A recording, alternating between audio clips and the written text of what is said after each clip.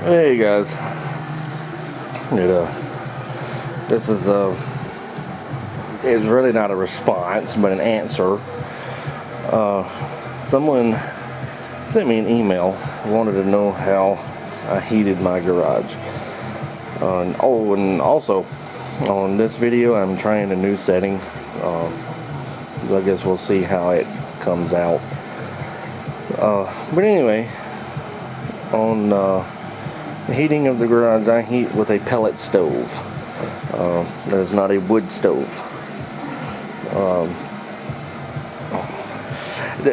Looks like a wood stove, has the real flames of a wood stove, but it's loaded with pellets. I use hardwood pellets.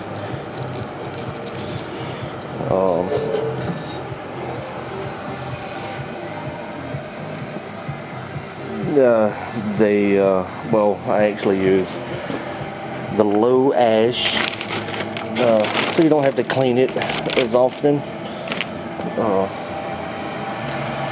Low ash.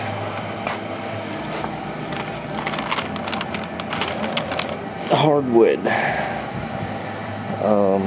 You may not find these pellets everywhere. These come from Home Depot. Hardwood does cost a little more than the softwood or the mix.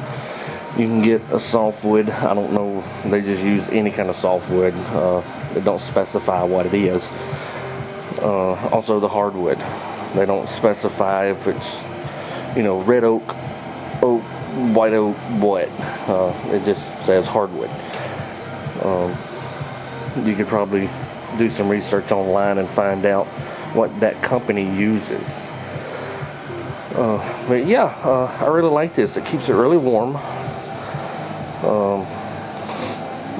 During our coldest days, and we had some below zero, I can keep it 60 degrees in here. I mean, it's your average garage, I guess.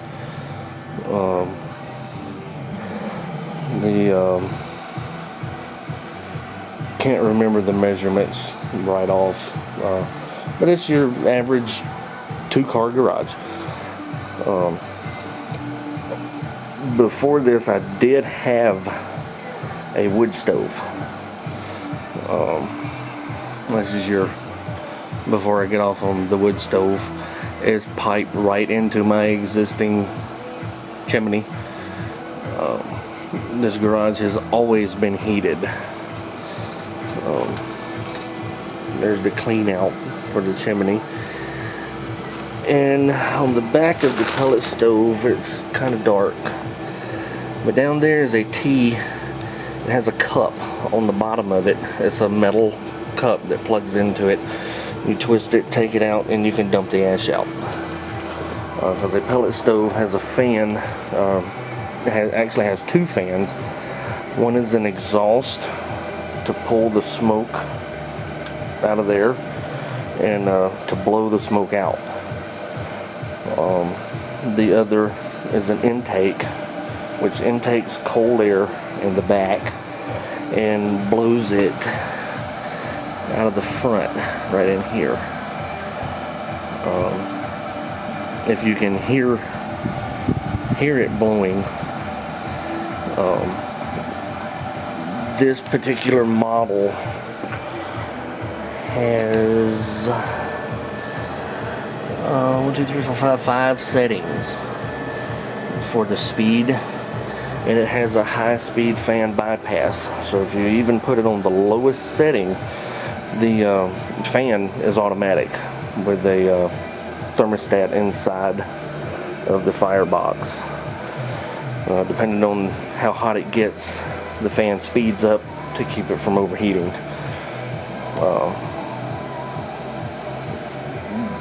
It has the feed rate control. They do spark a good bit, but I think that's my fault, because I just had the firebox out right here and cleaned it, and I don't think I pushed it all the way back in, so I think it's right out of here. I think he was just able to see some pellets fall in just then. And I think I've got it out too far, so they're bouncing around inside of here and making it spark a lot. Usually it's not that bad. This one also has the clean out tray. You pull this knob and this knob, and you can slide that out. And it's an ash catch, just like on a wood burner. All pellet stoves do not have those. This is the more advanced model, I guess. This is the E series, which only came out, it's been out about 4 years, I guess, 4 seasons. It's the size bigger than what I heat my house with. And the camera's gonna go all crazy there. Size bigger than what we heat the house with. The one in my house, I can get my house to 80 degrees during the winter with no problem at all. And that's not even on the high setting, that's like the middle setting.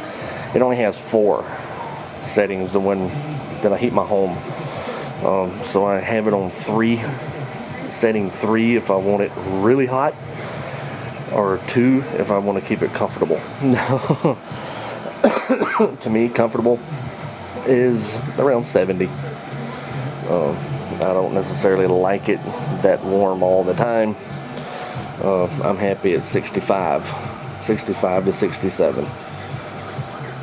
Anyway, yeah, but the wood heat, I had a wood heater in here a few winters back, and it set farther out because the whole box, all the way around it, got unbelievably hot.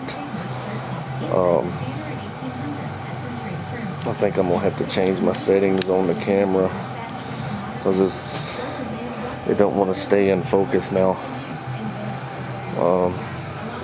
Anyway, this one right here does get hot. I can feel the heat coming off of it now. Up here is actually cold to the touch. The sides of it get a little warm, but not hot.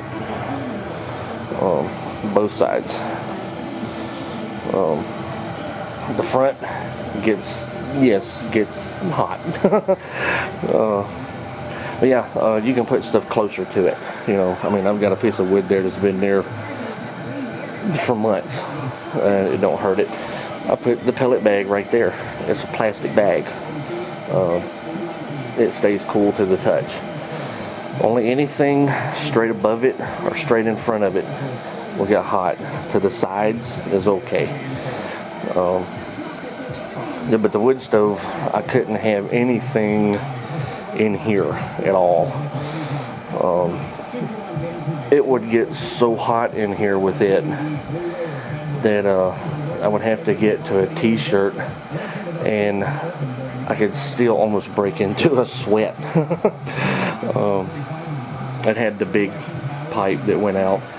Also had a Heat Magic heat recirculator reclaimer is what they call them, reclaimer, Heat Magic.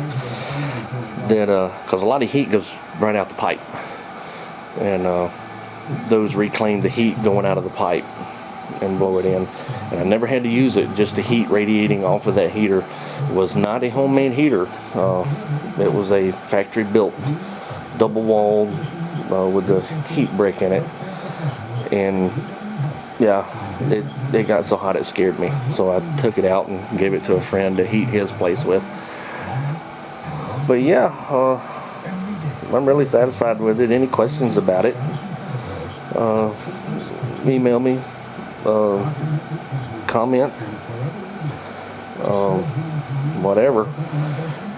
You will use a lot less of the pellets in these to heat with. They run more efficient than you will spend on wood. My father-in-law heats his house with one, and we changed to a pellet stove in the house.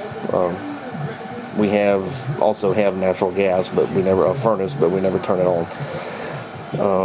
These will heat the house at the same temperature for about half of the cost.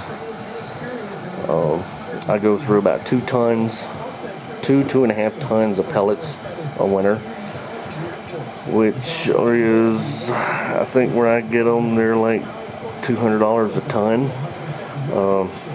The softwood pellets does cost less, as I was saying. You can find them on sale at the beginning of winter if you buy them then. I have been able to get them for $150 a ton. It is way less than my gas bill to heat the house. Everyone I have talked to says the same thing. This little right here is part of one of those. The bag.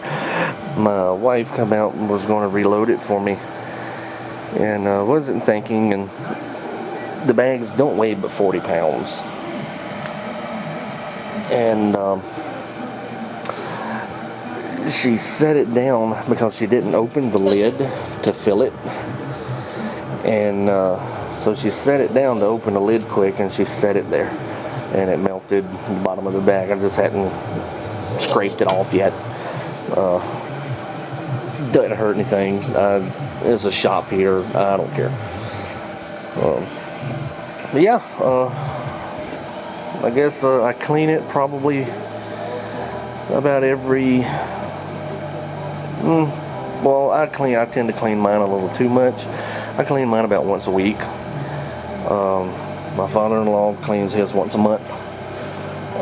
His model does not have the ash drawer down here, so all of the ash in his stays right inside of here, so he has to clean it more often. This one will get ash in there, but nothing too bad. I don't know if you can see past it, but right there and here is where the ash falls down. It's open all the way around it. This heat box right here sets on a little piece of metal right in the center that comes out, and then there's a piece that goes over this way right here, and then it's open below it, and it also has holes in the bottom of it and in the firebox itself. This is a box inside of a box. There's air circulating around in here, and where you see the actual fire coming from is only a box probably about like so. Circulates air in there, and the ash just drops right out of the bottom, right down into the bottom of the stove. But like I said, this is the E series. All of them does not have that. This one has a couple more features than some of them. The most aggravating thing about it, that glass gets smut on it after about your third or fourth bag of softwood. The hardwood does not do it as bad.